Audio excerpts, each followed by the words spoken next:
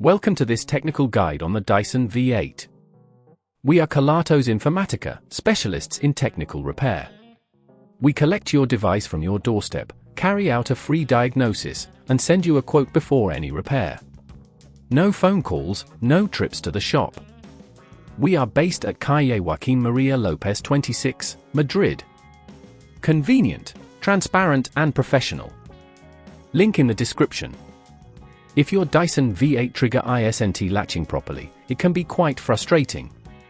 This issue often arises due to wear and tear or a simple misalignment. If left unchecked, it could lead to further complications, potentially affecting the overall functionality of your vacuum cleaner. To fix this issue, you will need a few tools: a crosshead screwdriver, a flathead screwdriver, and a replacement trigger mechanism. Ensure you have a clean, well-lit workspace to carry out the repair. First, let's open the Dyson V8 safely. Start by removing the dustbin. This will give you clearer access to the internal components. Using your crosshead screwdriver, remove the screws located near the base of the handle. Be careful to keep the screws in a safe place as you'll need them later. Once the screws are out, gently pull apart the casing, ensuring not to force it, as this could damage the clips. Now, let's locate the faulty component. The trigger mechanism is usually found near the top of the handle assembly. If you look closely, you'll see it held in place by a couple of small screws. Using your flathead screwdriver, carefully pry it away from its housing.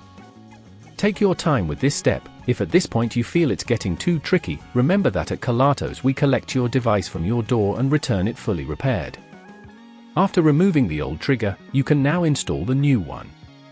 Align it correctly and secure it in place with the screws you previously removed. Make sure to apply just the right amount of force. Over-tightening can cause damage to the plastic housing. Once the new trigger is in place, reassemble the casing. Line up the pieces and gently press them together until you hear a click, indicating they are secure.